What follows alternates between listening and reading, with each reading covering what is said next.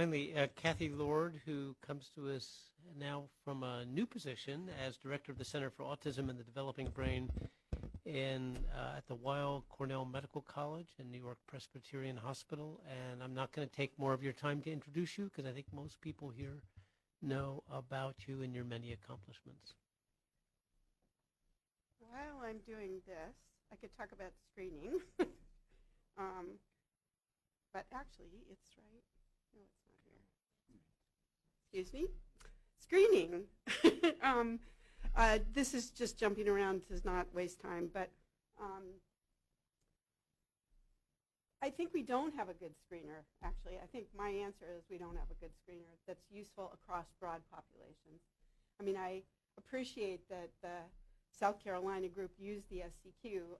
I think there are real limits to the SCQ. Oh, all right. There are limits to that SCQ, and I think we do worry, or I worry, that it may miss more capable kids. It certainly didn't work in Norway, just sending it out in a packet as part of the MOBA study, which is of a population-based study. We had every Norwegian child had complex motor mannerisms, just because, again, getting to cultural sensitivity, that people thought that was probably a good thing when we were talking about odd mannerisms, but we didn't say that. So there are all kinds of subtleties there.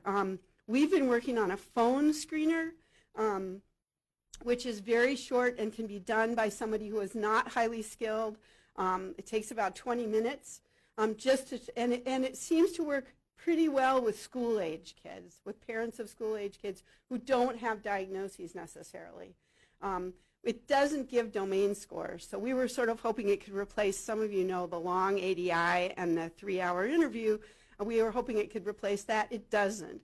But it does do a pretty good, it has quite good sensitivity, not great sensitivity, quite good sensitivity. Specificity separating autism from other kinds of disorders is somewhere around 65–70%, and that's about as high as we can get.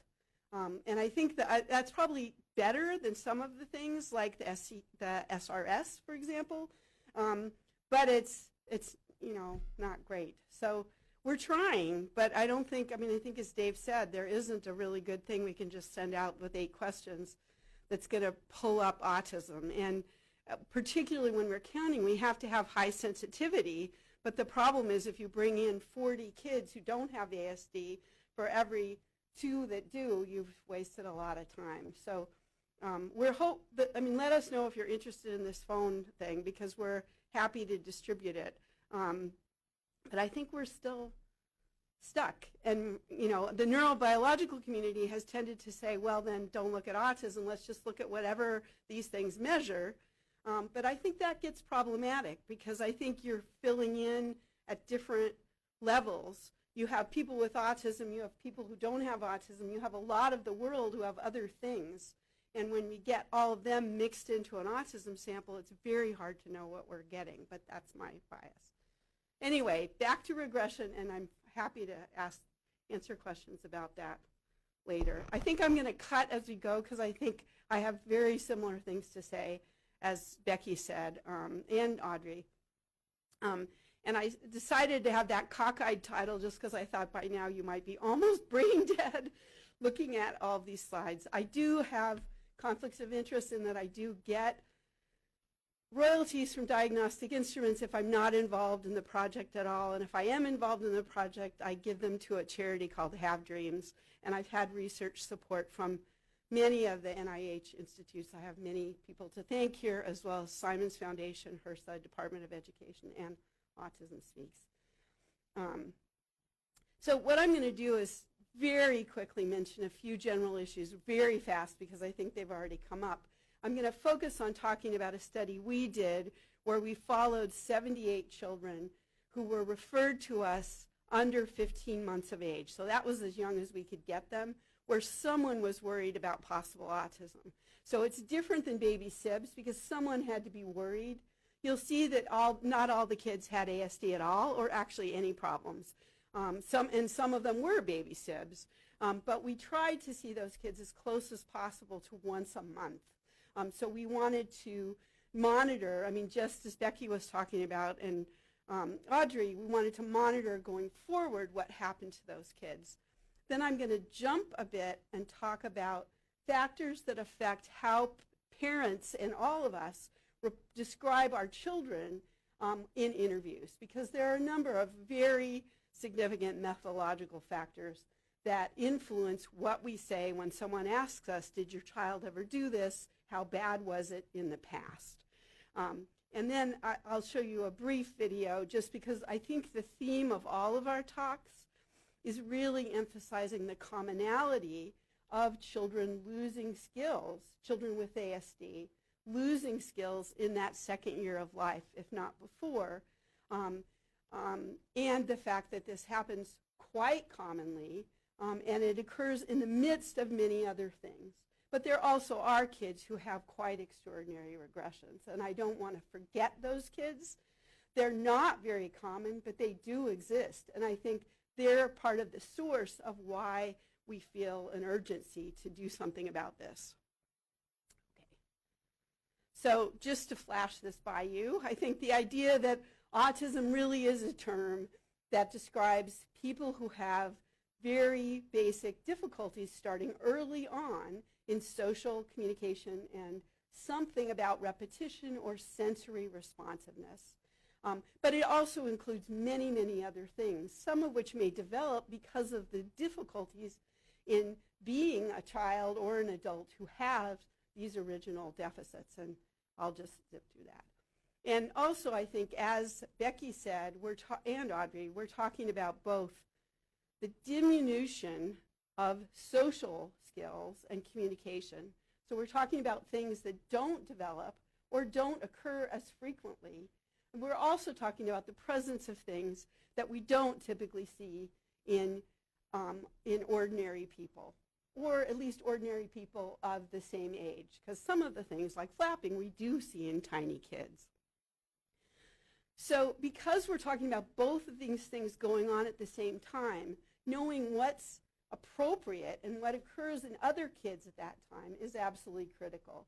Because I could say a child is abnormal because he doesn't say hi to me when I say hi, but in fact, if he's a 14-year-old boy who doesn't know me, that is not abnormal. Whereas if I'm his grandmother and he's 2 and he loves me, then that would be abnormal. So we've got to take context into account, and contexts really change a lot in those first few years of life, and they also differ across kids and families. And I think Becky already said this, but just we're talking about a developmental disorder that not only changes as kids develop, but we think that disorder itself changes children's opportunities for learning. And I think one of the reasons why regression is attracts so many of us of how can this be happening is to watch families struggle with what is going on with my child when you have a child where everyone thought things were going just great, and then it becomes clear that it's not. No matter how that happens, that's a phenomenon that families experience that affects how they interact with families, and I think affects families for years as they remember that process of realizing something's not right, especially if things seemed very right early on. So we had a study in Michigan where we basically ran around and managed to get pediatricians and anybody we could think of to refer 78 kids where someone was worried about autism. Now, of those kids, some of them, we never saw any signs of autism. So they're not on this chart. There was a group that didn't look autistic at all. Now, some of those kids had other delays, but no sign of autism. We tried to see them as close as possible once a month. The same person, the same examiner or researcher saw the same child every month, because it turned out when we first tried this, it was just too tense for families to be coming in and say, surprise, this is who you're going to see this month. Every 6 months, someone who did not know the child came in and did an assessment, did another ADOS, did a Mullen, did a Vineland, and gave us an independent sort of diagnosis. The other thing you should know is that I made these poor examiners every month make a guess or estimate how certain they were that this child would or would not have autism at age 3. They hated this, but it basically ended up being a 15-point scale of I am absolutely sure that this child is going to have autism at 3, to a 1, which would be I am absolutely sure this child will not have autism at 3, and everywhere in between. So we can use that as a metric of the clinician's sensitivity. What they did when they saw the child was they gave them the toddler ADOS, so the parent was present. And then we also asked the parent just to fill out a much less systematic form than has been discussed earlier, where we just said, are there any things your child learned this month? And are there any things your child seems to have stopped doing? And what I can say, actually, was we only had 3 families who ever said their child was losing skills in this context, the way we asked it. So I think it goes back to the need to ask more specific questions. You can see that our kids with ASD, and this was based on 3-year-old diagnoses, again by an independent person or set of people. The kids were quite smart. So even the kids who had autism diagnoses in that day had a mean nonverbal IQ of about 80. There was a lot of variability, though. There were also kids who had much more significant delays. But they were also, I should say, all walking. So they were all walking when we met them at whenever it was, but before 15 months. So again, that probably determined some of what we're finding. And you've been looking at trajectories all afternoon, but this just shows you the kids who never, in all of these assessments, the average was about 8 assessments. Some kids had 15, 20 assessments. So each red line is a kid. And on the left are the kids that no one ever said they might have ASD. And then on the right, somebody at one point, it only had to be one, got into the right. And you can see the shading of the standard deviations. These are ADOS scores. Higher is worse. But look at this. I mean, it's just all over the place. The good news is, thanks to modern statistics, we too, like Becky, got 4 groups. And things then begin to make much more sense. So you can see over the bottom right, 40% of the kids, remember of that 78, had very low ADOS scores all along. We also have a high group up in the upper left who were persistently very high. And then we have an improving group, which is really good news, which is 20% of those kids, their scores went down. So they moved from quite high ADOS scores to actually not out of the woods, but pretty low. And that's a significantly greater number than we find in all of our other longitudinal studies. So this is just between the ages of 15 months and 3. But we also had a worsening group over on the right. And those are the kids, about 20% of the kids, their total scores went up. So about 20%, you can say, well, that fits with the old estimates of regression, except that their parents weren't saying they had a regression. And then when you look at what the clinicians said, okay, again, the clinicians were quite good at saying for the kids that were up, the groups are defined by the previous category, by how they actually changed. And then this is what the clinicians said about them. So 15 is absolutely sure this kid's going to have autism. 1 is absolutely sure this kid does not have autism. And you can see top left, of the severe group, the clinicians got it. They were very confident. Bottom, except for that one whoopee child that you see bouncing around there, the clinicians also were quite consistent. But you also look at the worsening and look at the improving. The clinicians are just all over the place. And if you take the mean, I mean, this is a good example of what statistics can hide, is if I just showed you the blue line, the clinicians are showing that the child is more likely to have autism, or children. And here, they're showing a little bit of less likelihood. But they're basically all over the place. So one of the lessons we learned was that the clinicians aren't any better than the parents, month to month, at saying this child is getting worse or this child is getting better. And these clinicians loved these kids. So I think they were not seeing what the data would have told them if they'd actually looked at the scoring. And they weren't allowed to. So We didn't find differences in gender, although we had a small proportion of girls.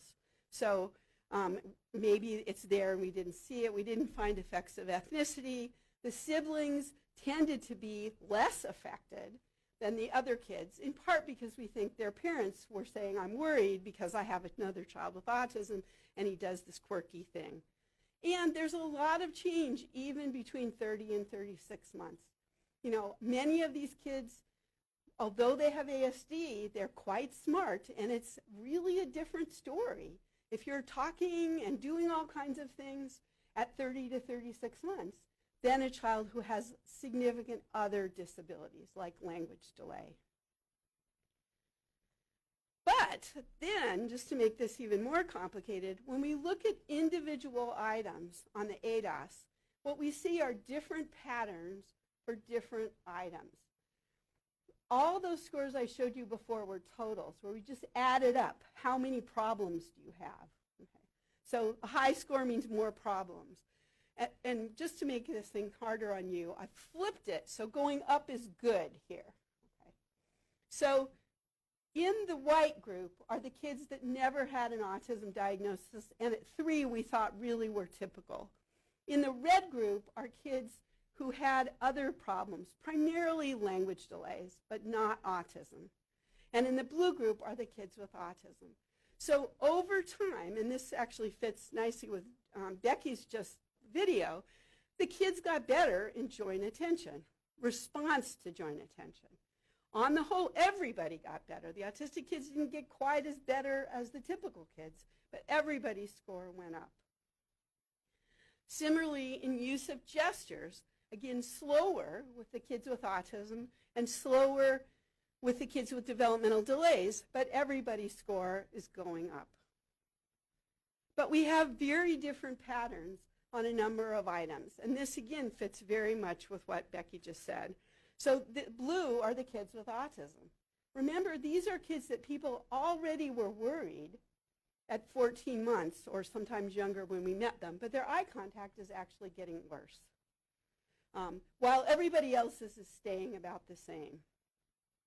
Same thing with overall rapport, which is just a way of the examiner scores, how hard did I have to work to keep this child engaged with me.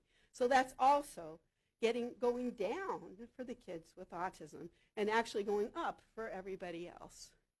And then we have a number of other places where things aren't quite that clear, but again, response to name went down a bit, level of engagement, and shared enjoyment, again fitting with what Becky said.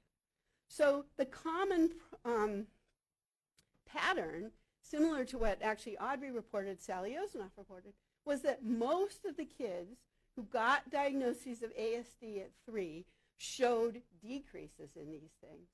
But we have to remember that at the same time, some of them were showing increases. And so that's why the totals didn't necessarily go down for all of them. They're getting better in joint attention, some of the kids. They're talking, they're doing all sorts of things, even while their social skills they're losing some social skills. I'm going to come back to this in a minute, but just let me switch gears. So when people have used, particularly the ADI, which I feel personally responsible for, but I want to say I did not write the regression question in the ADI, and I lost the battle with the UK. We've refought the Revolutionary War several times in revising it and did not win. But people have analyzed that data a lot. And the problem is that it sets the bar very high for a regression. You're supposed to be using 5 words on a daily basis for 3 months in order to lose skills. And when we did a more detailed study, we found that the average child who lost words, which doesn't include everybody who lose other skills, only had 4 words or 3 words, and often didn't have them for 3 months. They might have had them for a month. I mean, we required a month because it gets so hard to know if your child said it once, should you count it. But there are real problems with using that in the first place. But the miracle, and I think this group actually cited Andrew Pickle's study as one of the seminal papers, or maybe Autism Speaks, where he found that parent-reported regression defined in this way, was one of the most distinctive properties that kids with autism had versus kids with language impairment. Now, I think that's important because although I don't think that the parents are reporting what we're asking them, most of those kids, I don't think, had more than 5 words used on a daily basis for 3 months. It just doesn't make sense with all the other data we had. There's something about knowing that your child lost social skills that I do think is really, really important.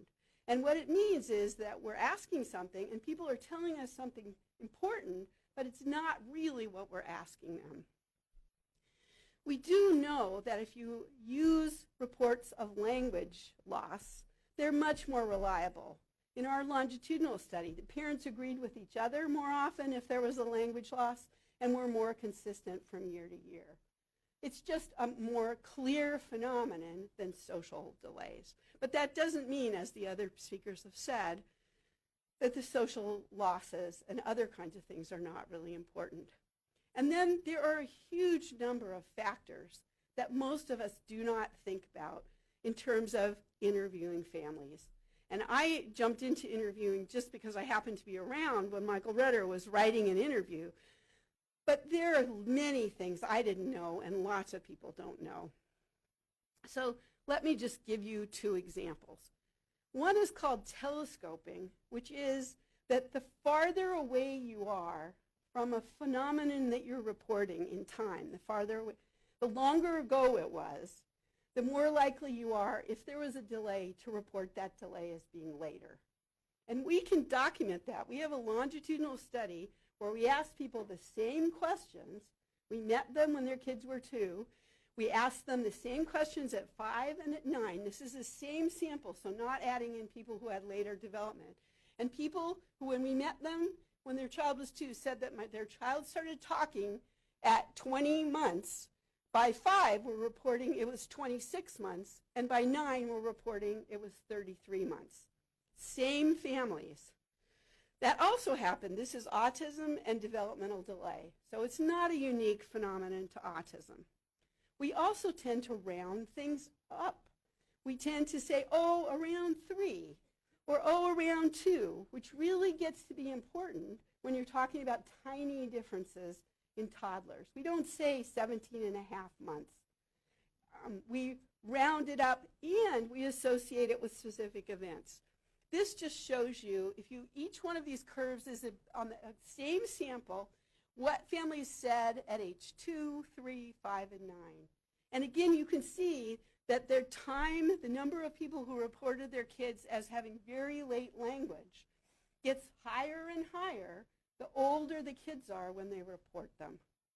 This is a phenomenon that happens with anything. If somebody asks you, I don't know what, how old you were when you, especially if it's something you're delayed at. Like if you were late in riding a bicycle and you remember you're late, it's going to move back. Now, it has to hit a point at some point where this can't go on, but it's really surprising and very predictable how people do this. And it means if you're interviewing parents of 10-year-olds, when did their child start talking, you're going to get later dates than if you'd met them when their child was 2 or 3. In addition, if you ask someone how abnormal a behavior is now versus ask somebody, so I'm asking parents of 5-year-olds, how difficult are your children's social behavior? And we'll get one answer. If I ask the parents at 10, how difficult was your child's social behavior at 5, it gets worse. Now, some of that you could say I didn't realize how bad it was, but it keeps getting worse. And when you look at other people actually seeing the kids, they're not getting worse. So we all move what we think. I mean, memory is a constructive process. And it's not that we don't remember it, it's just that we rewrite it a bit. In addition, how I ask you makes a difference. So if I first ask you, what is your child like now? And I don't tell you, I'm going to ask you in a few minutes, what was he like before? You tend to say he was a little worse before, but not very. If I to ask you first, what is your child like now? And then immediately afterwards, what was your child like before? You make them a lot worse. And I think partly, maybe this is true, more true for Americans than other countries, we're just optimists. We always think that kids were worse and they're getting better. So when we compared, we have data, for example, on exactly the same questions for kids at 5 and at 10 describing 5-year-old, and they're worse. They're almost never better. They're worse at 10 describing the 5-year-olds. And I can make you do that even within a 5-minute interview. If I want to make your kid look really worse, I can set you up to do it, not on purpose. But we have to be very, very careful because people use these numbers to quantify severity. And I mean, I am a big believer in looking at behavior, but this is going to probably drive the neurobiologists into even more fits of we need a biomarker. Because we've got to be aware of these things. And this affects how we interpret changes in the past. Again, not specific to autism. So what I'm trying to mostly say is that we have to be very, very careful in looking at regression. I think there are real phenomena of worsening. They have to take into account where the child is now. You have to have skills to lose them. It doesn't mean just because you have a regression that you are perfect in every way before you lost skills. And when we quantify where you are, we have to take into account what are you learning in addition to what you can't do. Because maybe if you're learning a lot, people don't see the things that you can't do. If you have a child who's talking incredibly well, but doesn't look at you, maybe the parents are less concerned about whether he's not looking at them than you would if a child who is not talking. On the other hand, I want to end just because I do feel like there are kids who have quite extraordinary regressions in autism. And they're rare. I mean, I was thinking about it just preparing this talk. I think I've seen 8 of these kids. 3 of them had autism already. They were kids who had autism and language and then had regressions where they stopped talking. It was horrible. And the other 5, I don't know. I mean, I didn't meet them until things were already going wrong. But they do exist. But I think they're very, very rare compared to the more common phenomena we've talked about. So let me just show you this because I think we need to recognize what it's like families. This is kind of long. So this is a home movie that the mom brought me.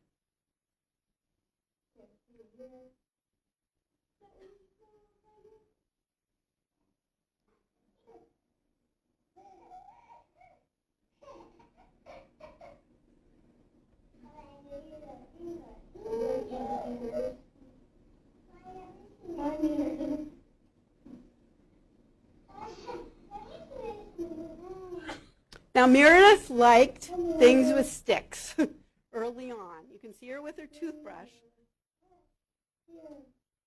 So she responded to her name. No one thought this was particularly weird.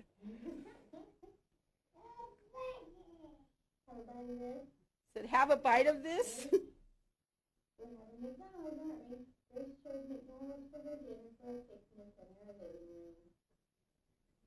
Grace is her sister.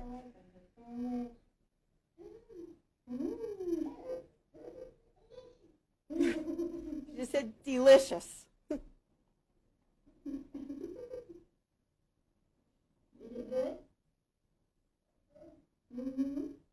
Yes? Yeah, huh?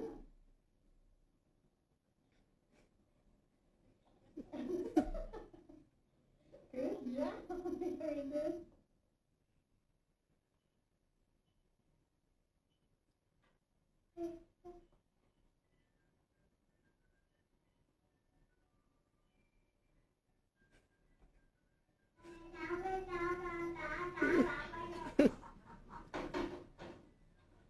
Oh my, ma'am.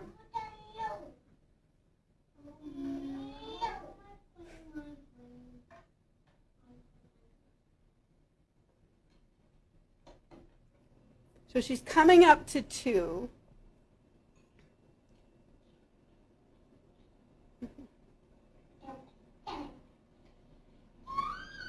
And she just started making these funny little sounds.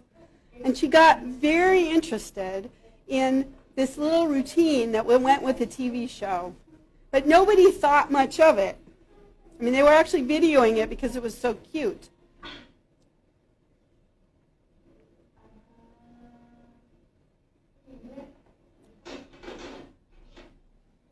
But then she gradually started talking less and less and screaming more and more. And she was very hooked on standing in front of the TV. She also got very interested in sticks and stick-like objects. And her family responded by trying to do music with her. But she also was attached to a dried banana peel, which began to really make her mom worried. But I think it's interesting that they're just trying to make this into something like play.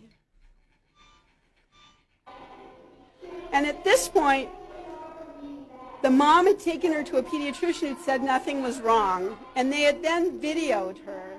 She's in her little dance class. She's now about 2 years, 3 months, and she was just totally uninterested. So you can see her in the back. She started playing what they described as hide and seek, where she'd spend a lot of time behind the curtains.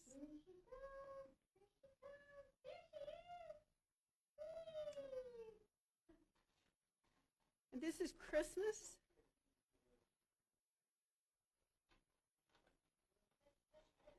And her grandfather just said, "You don't care at all about us." And this is the beginning of special ed. So this is when we met her.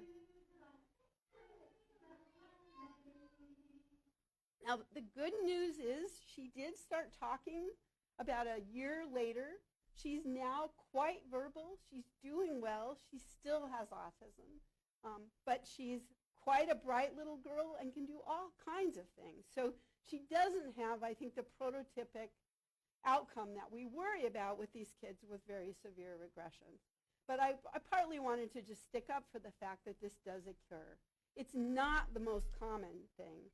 And I think for the DSM-5 group, and I think Audrey's group, when we've tried to look for families who have kids doing this, it's very hard to find them. I mean, they do exist, but mostly when people talk about regressions, they're not talking about this. They're talking about those kids who stopped talking for a little bit, didn't talk that much, have less eye contact, and this gradual phenomenon that's often accompanied by other things that are good. So I think we need to remember that we are looking at a moving target that is not just ASD, but a lot of other things. We also are looking at strengths. So this little girl had a lot of strengths at 15 months, at 2 years. She had a lot to lose. And a lot of other kids wouldn't have gotten to that point. And I don't know what that means. But there was a dramatic change in her. For the other kids, I think it's equally dramatic if we quantify it.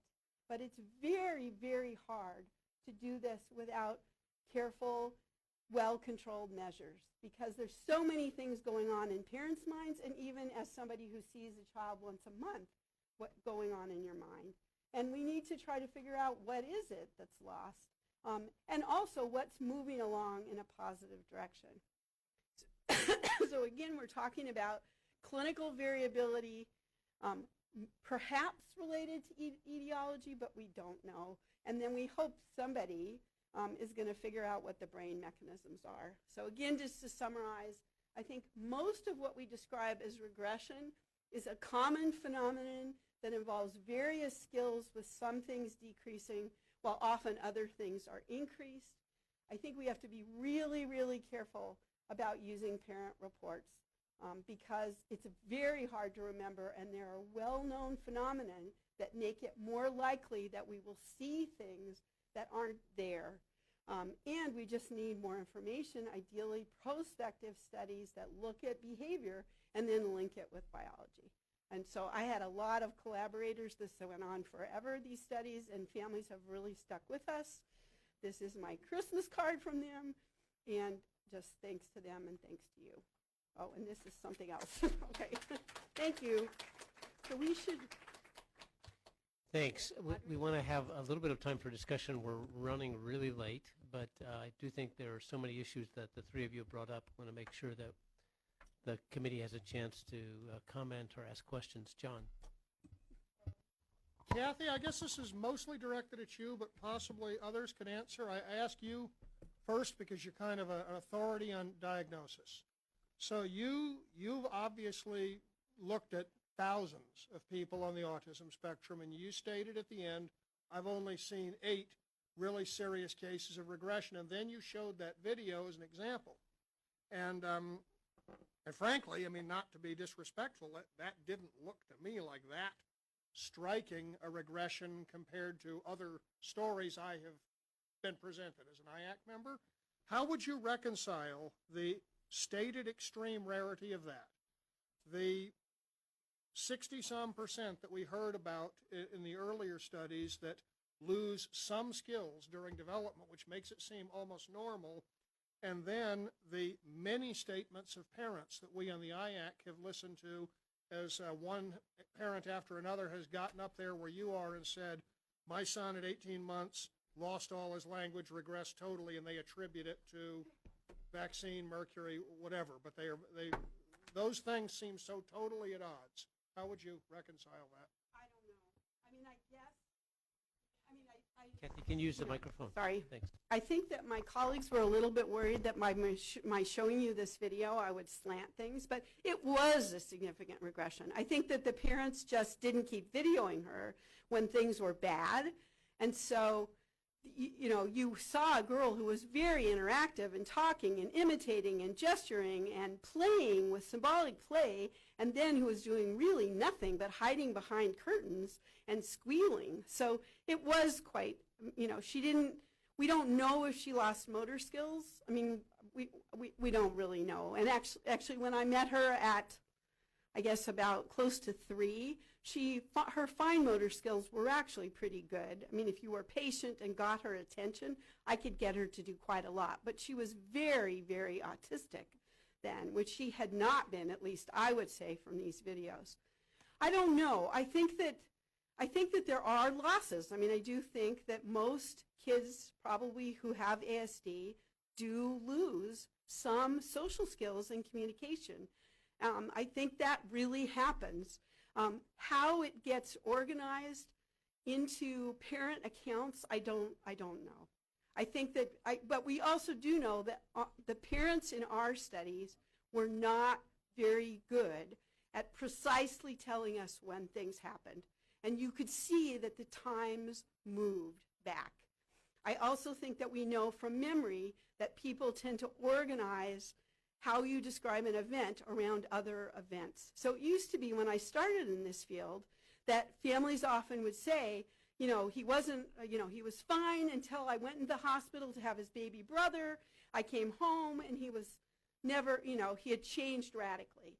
Nobody says that anymore, but it used to happen. Or we got on vacation and I came back from my 3-day second honeymoon and he was not the same. So that used to be very common. And again, maybe stress, the stress of having a baby brother or the stress of your parents leaving you with a babysitter makes things worse, and parents see it with a different eye. But it is hard to reconcile. And I think for those of us who have been looking for these cases where they are well documented, I mean, they do exist. I put here, but I don't think they're not the ordinary.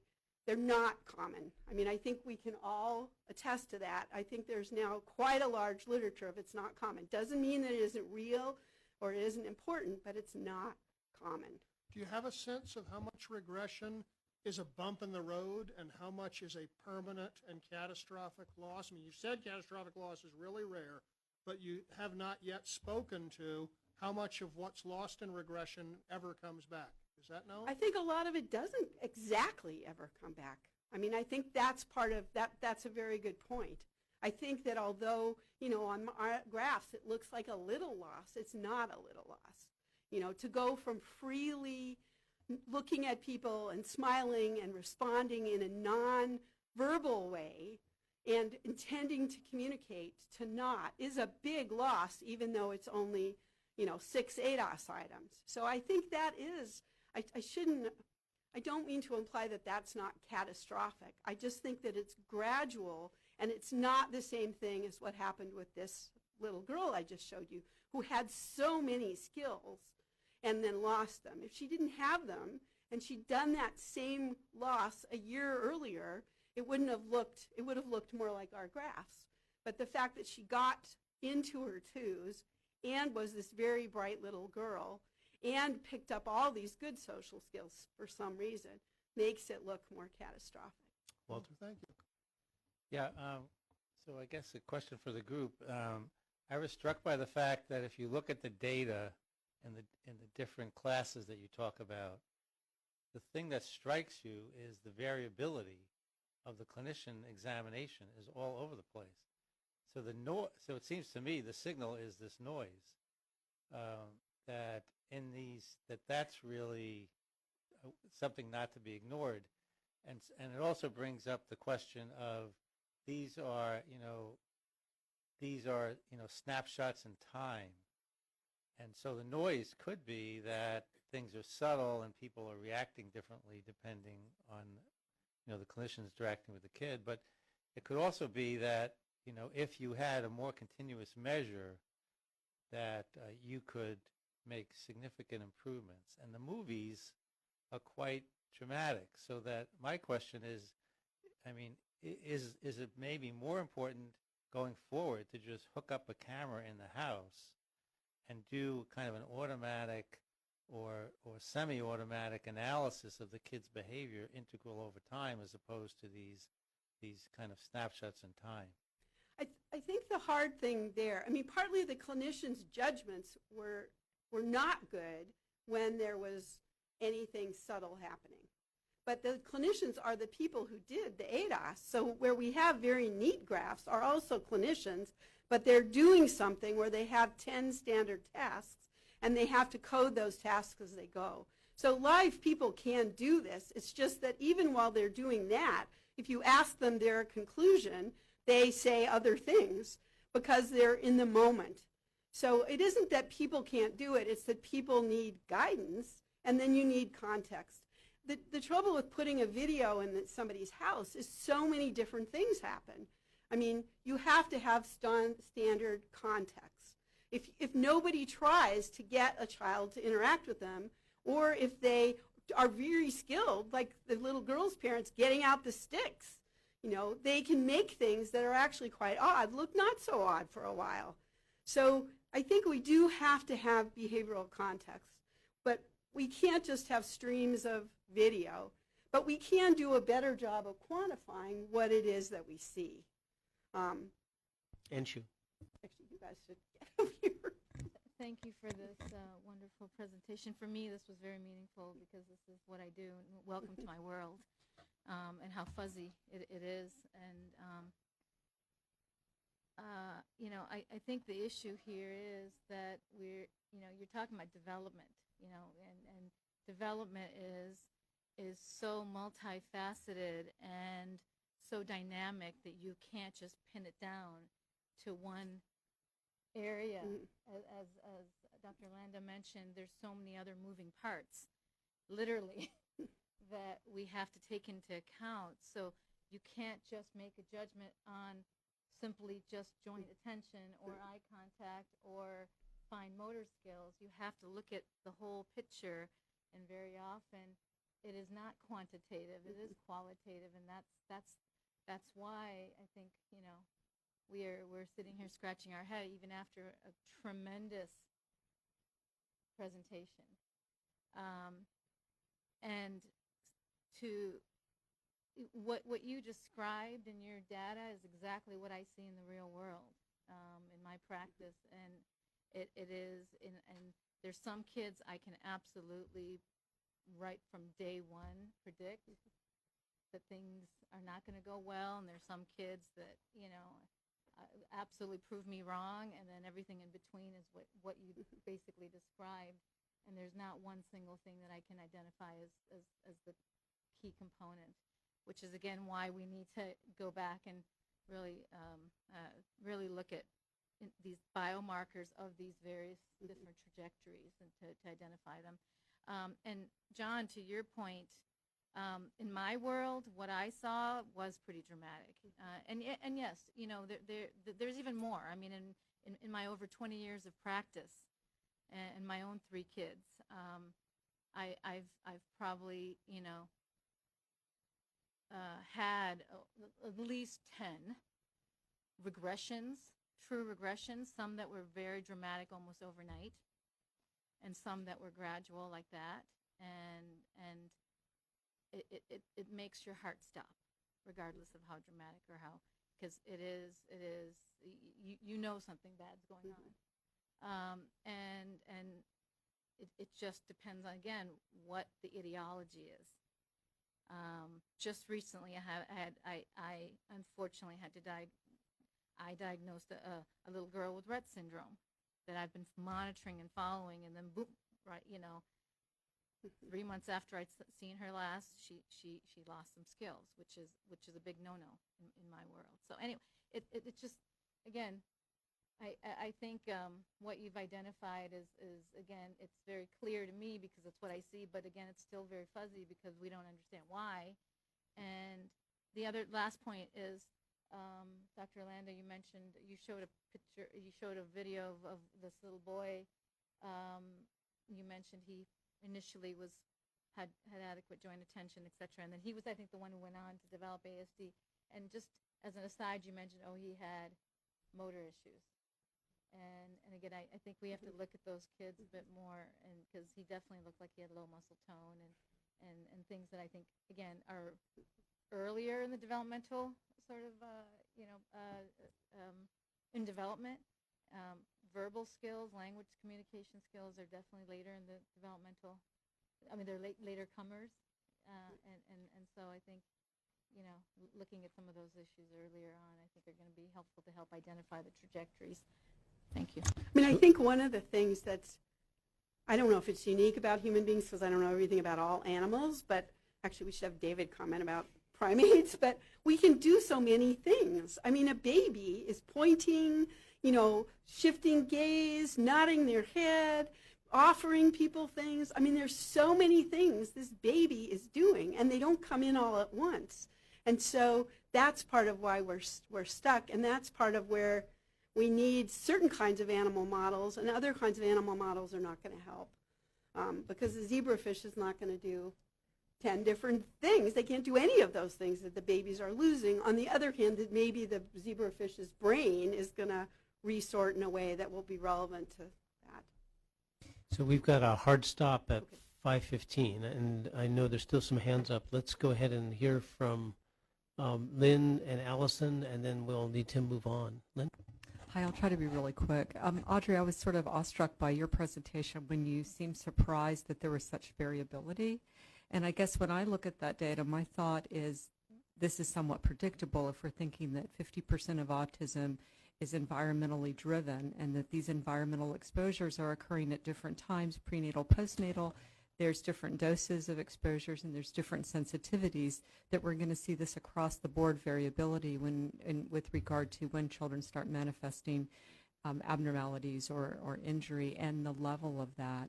The other thing that I heard loud and clear was that we need biomarkers. And when these children, even though I'm not certain that I agree that it's a minimal amount, I know my son was one of those children that had a very dramatic regression.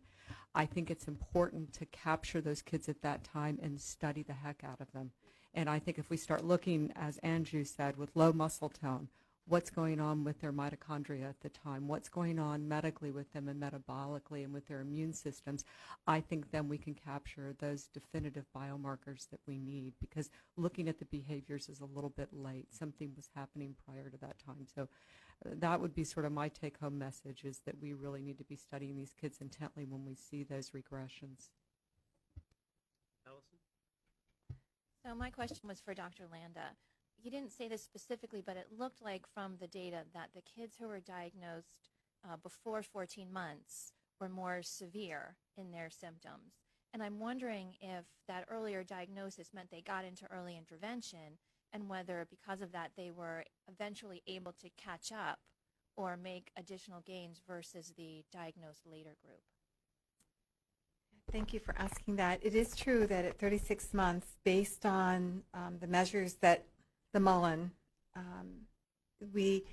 there is no, they're not wildly different at 36 months from the kids who were the later diagnosed kids. And not all of those kids went into early intervention because some of the families didn't believe us. Because even at 14 months, even though when you look at these graphs, it seems like, wow, they should be so dramatically different. And of course, they were enough different for us to see it. But I would need to look at those treatment data. I'm sure they're in one of my papers. But I do think that that could have been one of the rescue things that helped those kids mount a strong developmental trajectory. So I think it's a good point. Well, I think it's been a really good discussion. This came about because of the conversation we had at the last meeting, wanting to talk more about regression and trying to understand it. Clearly, it's complicated, but it's really helpful to have three people who probably thought about this better than anyone anywhere to guide us in how we think about this going forward. Let's give this group one last round of applause. Really